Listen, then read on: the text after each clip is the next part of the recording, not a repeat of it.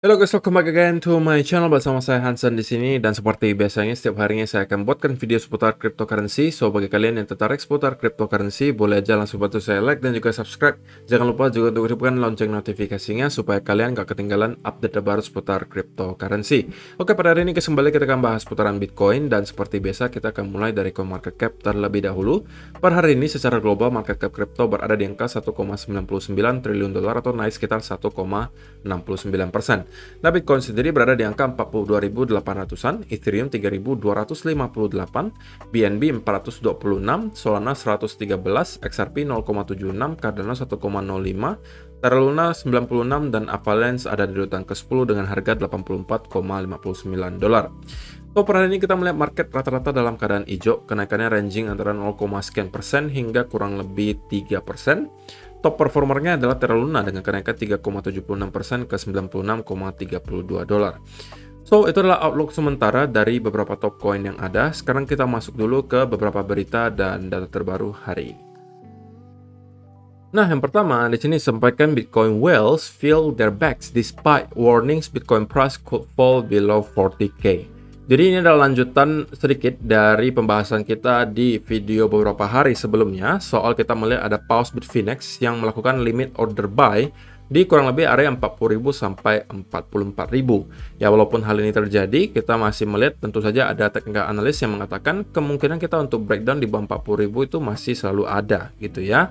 Dan ini disampaikan oleh CryptoEd, dia mengatakan selama kita tidak mampu reclaim area 44.000 atau lebih baik lagi di atas 45 sampai 46, menurut dia kemungkinannya lebih tinggi bahwa kita akan breakdown di bawah 40.000. Jadi ini adalah analisa dia, dan dia mengatakan kemungkinan kita akan konsolidasi sedikit di sekitaran 40.000 sampai 43.000 sebelum kita breakdown lagi di bawah 40.000. Dan kalau hal ini terjadi, menurut saya senario yang probabilitasnya lebih tinggi pada saat itu adalah bahwa kita memang sedang berada di bear flag kalau kita sudah breakdown lagi di bawah 40.000. Cuman so far pandangan saya tentunya masih sedikit berbeda daripada si CryptoEd, dan saya tetap respect gitu ya dengan segala perspektif atau outlook yang berbeda, karena saya mengerti gitu ya, sebagai seorang technical analyst kita tidak mungkin mampu memprediksi market 100% guys. Oke? Prediksi saya juga banyak yang salah, banyak yang miss, tapi juga tidak jarang prediksi saya yang menghasilkan saya profit gitu ya. Dan saya aware gitu bahwa saya tidak akan mungkin mampu 100% benar. Makanya saya selalu mengantisipasi kesalahan yang saya lakukan dengan cara mempersiapkan segala senario yang bisa terjadi. Kalau senario yang A terjadi, saya harus ngapain? Senario B yang terjadi, saya harus ngapain? Senario C yang terjadi, saya harus ngapain? Gitu ya. Menurut saya itu adalah cara yang terbaik gitu ya untuk memanage resiko kalian. Jadi kalau misalnya kalian melihat ada outlook yang berbeda dari misalnya analisa kalian, misalnya kalian lihat dari technical analysis A, B, C, dan D outlooknya berbeda, dan itu berbeda juga dengan pandangan kalian misalnya, ya tidak harus kalian hujat, tidak harus kalian salahkan. Kalian harusnya menjadikan itu sebagai consideration atau pertimbangan gitu. Apakah probabilitas skenario ini bisa terjadi juga gitu. Dan kalian harus mempersiapkan kalau memang hal tersebut bisa terjadi. Karena kadang-kadang kita dalam melakukan analisa itu guys, bisa jadi ada sesuatu yang kita miss gitu ya, kita nggak kelihatan, tapi orang lain bisa ngelihat gitu. Jadi tidak ada salahnya kita melihat analisa dari orang lain. Dan ini adalah chart yang kemarin gitu guys, dimana kita melihat di tanggal 2 April kemarin, ini disampaikan oleh Credible Crypto bahwa kita ada melihat layer, ini adalah limit order buy semuanya guys, yang kotak di sini. Oke, jadi ini bertahap mereka membelinya, para paus Bitfinex. Dan untuk sekarang tentunya sudah sebagian yang keisi gitu guys. Kan? Inilah kenapa disebut sebagai tahap re-accumulation atau akumulasi kembali. Simpelnya seperti apa akumulasi kembali itu? Biasanya yang terjadi adalah perpindahan Bitcoin dari para weak hands ke strong hands. Yang biasanya adalah short term holder kepada long term holder.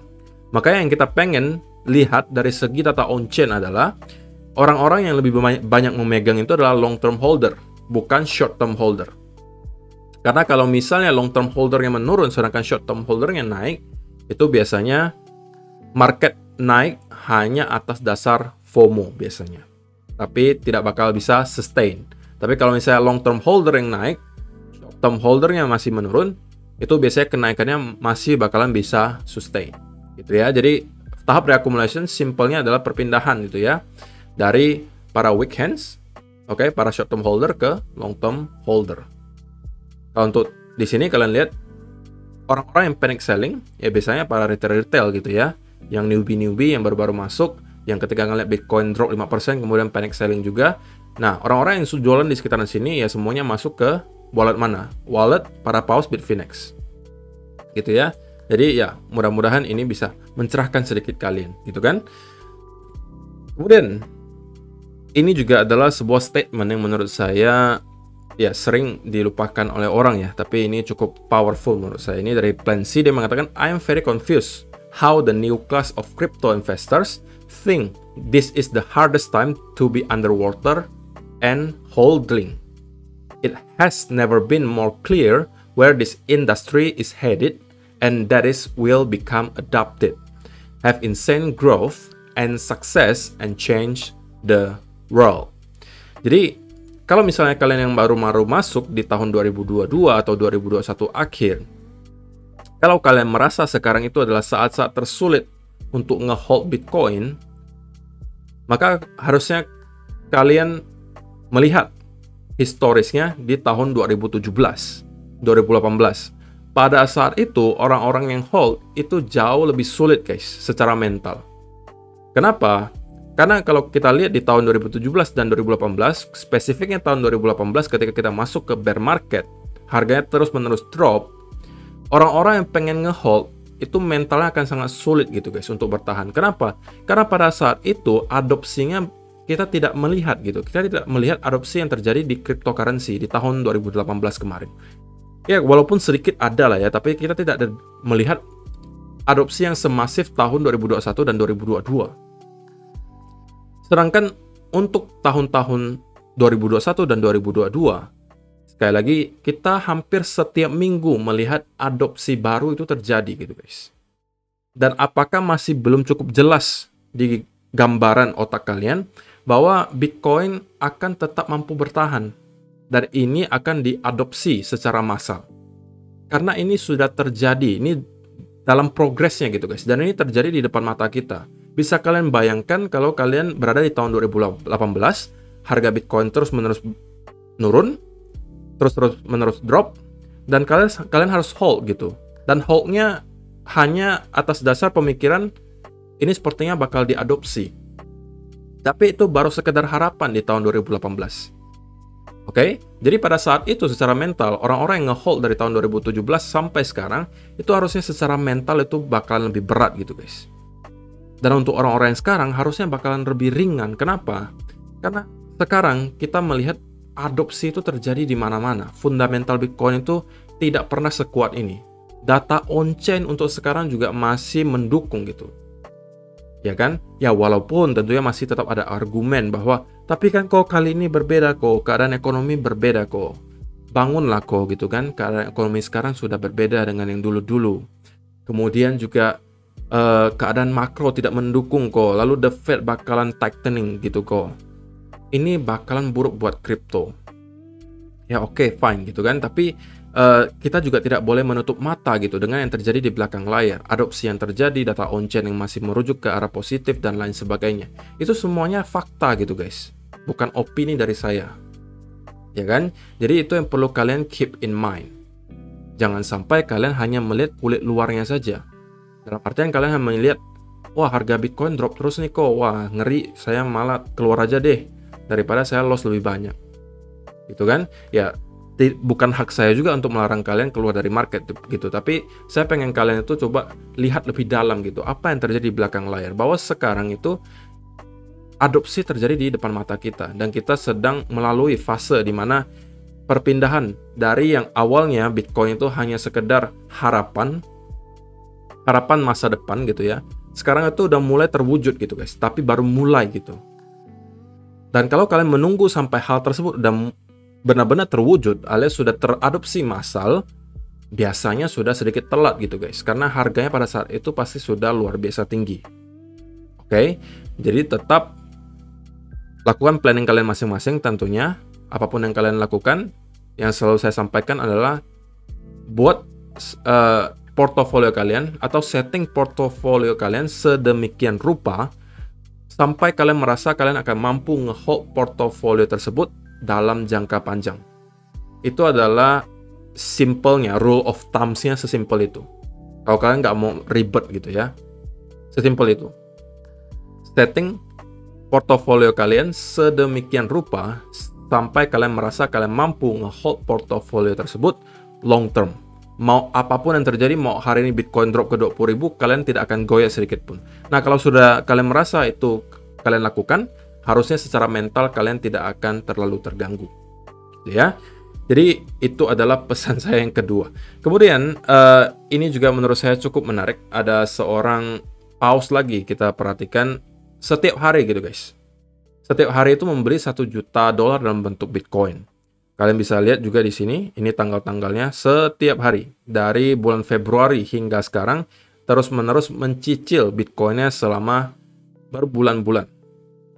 Dan ini adalah tipikal investor yang ini ya, konsisten dia. Terus melakukan dollar cost averaging. Dan memang secara historis, secara data, hal ini ya akan berdampak baik kepada orang-orang yang melakukan dollar cost averaging di 3 atau 4 tahun ke depan. Secara historis sudah dibuktikan gitu ya, orang-orang yang hold Bitcoin lebih dari 4 tahun belum pernah ada yang dalam keadaan loss. Gitu ya. Tapi tentunya itu sejarah. Kalau ditanya apakah ini akan pasti berulang lagi kok? Ya belum tentu gitu ya. Tapi secara historis itulah yang terjadi. Oke. Orang-orang yang hold Bitcoin minimal 4 tahun itu tidak pernah dalam keadaan loss. Dan selama kalian lakukan planning kalian, kalau untuk orang ini kemungkinan planningnya adalah melakukan dollar cost averaging setiap hari, dalam jangka panjang, ya harusnya ini bakalan fine-fine aja gitu ya. Dan yang terakhir, saya juga masih pengen ingatkan partner baru kita di channel ini, Delta Exchange.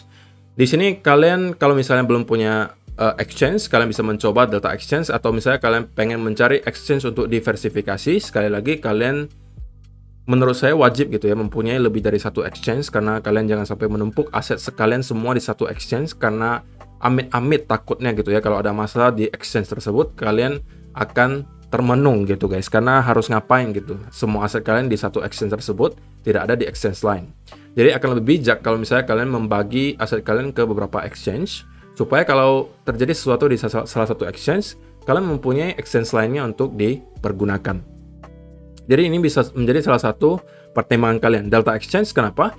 Pertama dari segi staking ya, kalau kalian lihat ini APY-nya cukup tinggi, bahkan untuk stablecoin saja bisa mencapai 9%.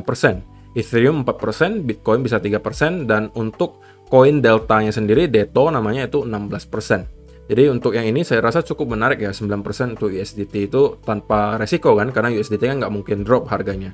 Dan kalian ya menciptakan passive income dari sini. Selain itu, kalian juga akan bisa trading berbagai macam di sini. Kalian bisa trading future, bisa trading spot, move, calendar spread, interest rate swaps, dan juga options. Di sini semuanya bisa. Kemudian kalian juga akan disediakan berbagai strategi untuk investasi. Salah satunya tentunya staking di sini, atau kalian pengen coba-coba strategi lain yang ditawarkan oleh Delta Exchange. Di sini juga banyak gitu ya. Kalian bisa cek saja satu persatu. Dan ini juga udah disediakan datanya semua, data historisnya, performa seperti apa udah disampaikan di sini.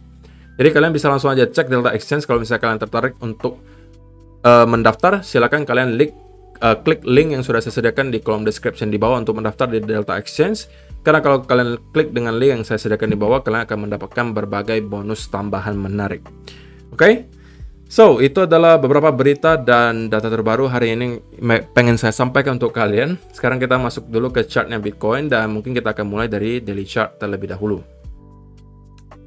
Oke, sekarang kita bisa melihat Bitcoin berada kurang lebih di area 42.700-an. So far di weekly chart kita masih melihat Bitcoin mampu berada di atas area key levels-nya ya. Dan kita mendapatkan sedikit bounce dari area tersebut. Tentunya kita belum closing weekly candle, kita baru akan tahu mungkin besok closingnya di sekitaran angka berapa. Tentunya selama kita masih closing di atas key level ini, menurut saya itu adalah masih indikasi baik untuk Bitcoin gitu ya. Tapi kalau kita mampu closing di bawah lagi area ini, maka menurut saya itu adalah pertanda bahwa para bulls sudah kembali kehilangan kendali dan bisa jadi kita akan drop lebih lanjut. Dan yang perlu kalian ingat sekali lagi, kita masih berada di potensial gitu ya, pattern running flat. Dan sebagai gambaran saja untuk kalian, sebenarnya hal ini juga pernah terjadi sih sebelumnya di Bitcoin guys. Dan ini mungkin kalian kelewatan. Tapi ini adalah versi kecilnya gitu guys. Dimana yang terjadi di sini. Ini juga adalah running flat. Ini hapus dulu. Nah, ini adalah juga tipikal running flat. Dimana kita membuat higher high baru. Dan kita kemudian kembali masuk lagi. Dan kita membuat lagi rally berikutnya ke atas. Gitu ya, jadi ini adalah impulsive move-nya, adalah corrective move-nya, kemudian kita kembali lagi rally ke atas. Jadi ini adalah running flat. Oke, dan ini yang kita expect terjadi kalau misalnya memang running flat ini benar-benar valid. Gitu ya, dimana kita akan melihat semacam momentum dulu di sini, disertai dengan konsolidasi. Nah, kalau ini yang terjadi, maka kemungkinan besar kita memang akan mendapati running flat dan kita akan menuju lagi ke all time high yang baru. Dan kalau untuk kasus di weekly chart, kita juga bermain sekarang di running flat. Mirip kan dengan yang pattern yang tadi, di mana ini adalah impulsive move-nya, ini adalah corrective move-nya berupa running flat. Tapi tentunya ini baru sekedar potensial running flat. Oke, kita belum benar-benar bakalan tahu bahwa ini adalah running flat sebelum kita menembus ke all time high baru. Tapi tentunya indikasinya itu ada guys. Dan menurut saya indikasi yang akan cukup kuat apabila hal ini terjadi, yaitu kita break di atas 50.000, kemudian kita consolidate seperti yang terjadi di 4 hour chart tadi di sekitaran sini. Kita ada impulsif, kemudian ada consolidate sebentar, baru kita menjemput lagi ke all time high yang baru. Nah, ini yang pengen saya lihat gitu. Bahwa di weekly chart saya pengen ngelihat hal tersebut juga terjadi. Untuk lebih confidence lagi mengatakan bahwa sepertinya memang running flat ini benar-benar akan valid gitu ya. Dan running flat ini bisa jadi tetap berlangsung sampai di sini juga kita bisa membuat lagi satu lagi wave gitu. Selama kita bertahan di channel ini, kita masih tetap berada di running flat. Oke. Dan mungkin baru yang ketiganya kita akan menuju ke 100.000. Bisa jadi gitu ya. Who knows. Cuman yang sekarang yang perlu kita pantau tentunya apakah kita mampu reclaim dulu di area di atas 50.000 yang menurut saya ini akan cukup krusial gitu ya. Kalau kita mampu reclaim, kemudian kita consolidate di atas area ini, menurut saya chance-nya cukup besar kita akan kembali revisit ke area all time high sebelumnya atau bahkan bisa break sedikit di atas. Cuma tentunya itu masih cukup jauh gitu ya untuk kita lihat sekarang. Kita sekarang masih berada kurang lebih di area 42.000. So far kalau misalnya kita lihat di time frame yang lebih kecil, kita melihat memang ada beberapa indikasi. Ini belum banyak berubah dari video kemarin karena volumenya 1-2 hari ini kecil ya guys. Kita di weekends biasa volumenya bakalan kecil. Dan kita mungkin baru akan ngeliat volume lagi besok. Cuman ya kita ada melihat beberapa indikasi. Pertama tentunya ini udah disampaikan juga di video kemarin bahwa kita mendapati ada bullish divergence sekitaran sini. Oke. Dan kalau kita gambarkan dari segi trend line misalnya, maka ya mungkin kita bisa menemukan sebuah pattern gitu ya. Yang kalau misalnya digambarkan, ya ini mungkin masing-masing berbeda ya guys ya. Tidak harus sama. Ada yang mengatakan ini sebagai falling wedge gitu ya, tapi ini menurut saya sedikit terlalu maksa gitu ya. Kalau saya ngelihatnya mungkin lebih ke arah descending broadening wedge. Nah, kalau menurut saya inilah yang sekarang kita berada gitu guys. Dan dari sini kita sedang berada retest dari kita sedang retest di lower trend line-nya. Dan di sini kita bisa jadi mendapatkan bounce kembali ke sekitaran area di sini. Dan tentunya untuk skenario bullishnya, apabila kita mampu break di atas trend line ini adalah pertanda baik bahwa kita akan kemungkinan kembali menuju ke area 50.000-an sebagai next area major resistance.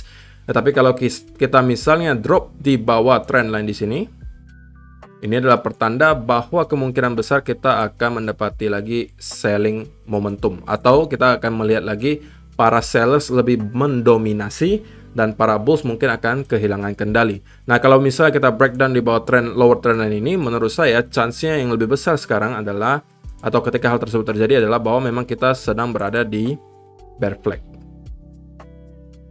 Oke, yang bisa kalian gambarkan mungkin modelnya seperti ini ya. Nah, kita mungkin berada kurang lebih di bear flag seperti ini. Kalau memang kita breakdown di bawah trend line ini.